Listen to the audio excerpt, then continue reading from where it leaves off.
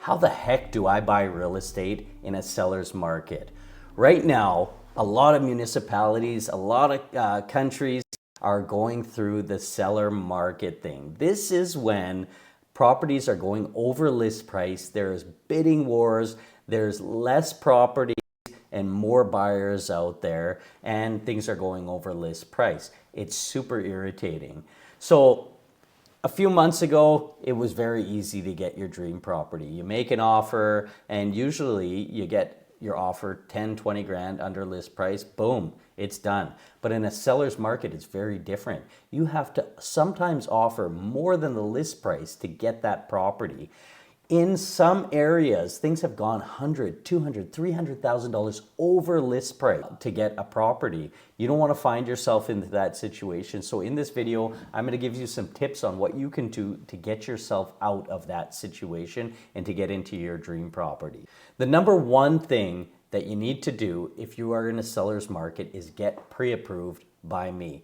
I'm a mortgage broker with TMG, the mortgage group, and I fully underwrite your approval before you go to make an offer. So if you walk into a bank for a pre-approval, basically what they do is they say, hey, what's your income? And is your credit good? And then they give you your pre-approval letter. It's not a real solid pre-approval. And please don't take it as so, because if you make an offer and you can't close on a transaction because it's not a true approval, then you will lose your deposit. And in a seller's market, the deposits are larger than in a regular market. You absolutely have to work with an experienced real estate agent. Now, make sure that the real estate agent that you're working with is not one of the hot shots that don't have too much time to spend with you. Make sure they take their time and they spend the right amount of time with you to get into your dream home. You want to make sure that you're dealing with an agent that has relationships with other realtors, because that might mean the difference when you're bidding on a property and other people are bidding on a property at the same time. If they're friends with that other agent, they might work together to make a deal work. Don't get too excited and overpay for a property. This is something that happens very often in a seller's market.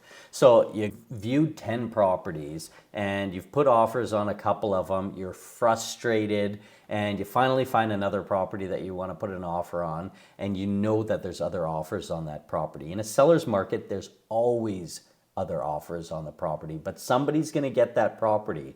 Now, it's very easy for you to overpay for that property and to make offers or unconditional, and you overpay for the property. You want to avoid that at all costs. You still want to be paying market value for the property, so you're going to have to work very closely with your real estate agent and your mortgage broker to find out if it's viable for you. If you overpay for a property and you can't get the mortgage approved at that higher amount, then you could potentially lose your deposit and get sued. So be careful for that. View the property on day one. So with myself, for example, I'm always kind of looking at property. When I see a property, it's always on day one. My real estate agent is sending me the property on day one automatically from their system, and I need to see it day one in a seller's market. Day one in a seller's market is essential. There's going to be a ton of people putting offers on these properties, and it could go right away. Write offers with no conditions. This is huge, but people have also lost a ton of money when writing offers with no conditions. The number one thing that you need to do if you're writing offers with no conditions is either be putting the property on a line of credit, be paying for the property in cash, or work with a mortgage broker like myself that can give you 100% commitment that you can write an offer unconditionally on the property and get approved for that mortgage. Another thing you might want to do is, if you find a property you like on the first showing, book another showing immediately and take an inspector in with you so you don't have to have an inspection clause, or a contractor. Somebody you know that's in the construction industry that could look at things and know, okay, that's electrical's no good, or the roof needs to be done in 2 years, or the furnace is going to need replacing in a year. So take somebody in with you that's a professional instead of having to book it on the back end as a condition. So a condition is something that can give you an out on a property. And sellers hate conditions. They want unconditional offers. That means they're securely selling their property. So the less conditions you have on a purchase when you're purchasing in a seller's market, the better for you. And the better for the sellers for that matter. So you want to take people in if you're worried about the condition of the property. Be flexible with your desires. So for example, if you walk into a property and you absolutely love the layout of the property, you love everything about it, it's got the jacuzzi that you want, the deck that you want, the kitchen that you want, but you can't stand the paint or the flooring, something like that. In a seller's market, you want to be flexible. So you want to be able to think in your head, I love everything about this property except for the paint, and paint will cost me $2,000 to paint this house, so not a big deal. We can build that $2,000 in sometimes into the mortgage payment for you, so that it's not even a cost to you. It's still a cost to you, but it's built into the mortgage payment, so you don't need your own cash to pay for it in the immediate. So make sure you're flexible with your desires. Make competitive offers. So if you love the house, make the strongest offer you can possibly do. You want to have the least amount of conditions, the highest price. Unfortunately, in a seller's market, it has to be that way. Offer above asking price. I know, it's cringy.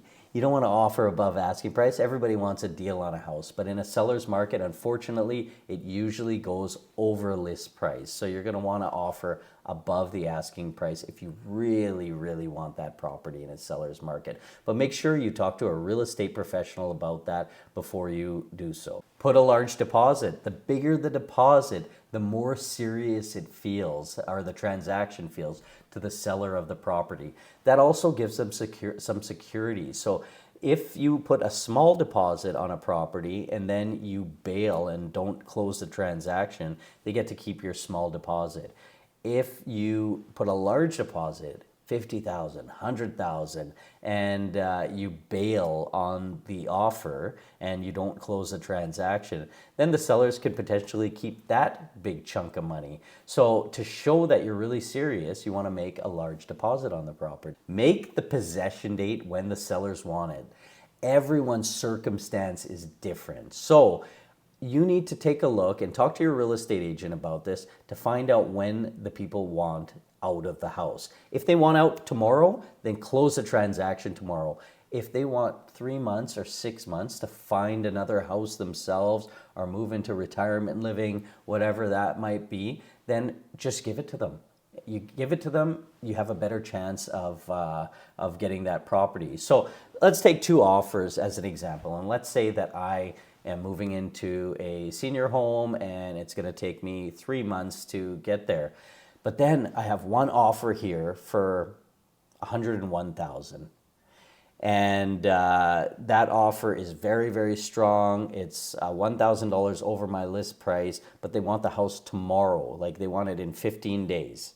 Then my second offer is $98,000. So lower than this offer price-wise, but they will let me move out when I need to move out. That means to me, I don't have to go and find like an alternative place to live. In the meantime, I don't have to pay for storage. I don't have any hassle with this other one that just a few $1,000s different. The seller might take this other one because it's more convenient for them. So do what they want. Get a pre-approval letter. Make sure you're working with a good mortgage broker that can give you a pre-approval letter. It helps. If you're going and you're presenting 4 different offers to a seller. So if a realtor is presenting 4 different offers to a seller and they have one that has a pre-approval letter with it, that is going to make your offer stand out. If you have to put conditions on a seller's market, so for example, financing condition or an inspection condition. So that means a way to get out of the transaction. That's what a condition is. So if you need to get an inspection, make it quick. If you need to get financing, make it quick.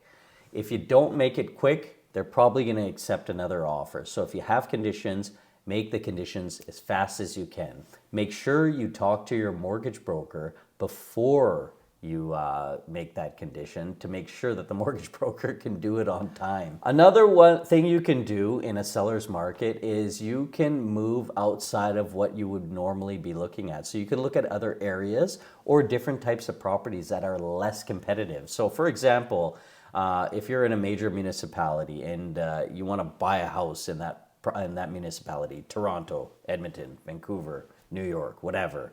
But there is another municipality very, very close, like a suburb with less competition. You may want to consider moving to that suburb. A lot of times you can get more property for the money. It could still be a pretty close commute depending on the area.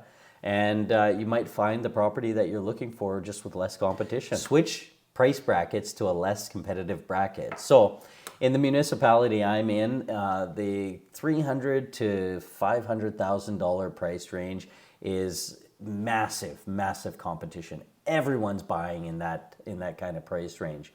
If you go over that price range to $550,000 maybe, if you qualify for it, make sure you talk to your mortgage broker about that. But if you go to $550,000 maybe, there's a lot less competition and you might find exactly what you're looking for and be able to negotiate the price down to that $500,000 category. If you are buying in the seller's market, please give me a call with any questions anytime. My name is Sean Rampersad. Like and subscribe to the channel.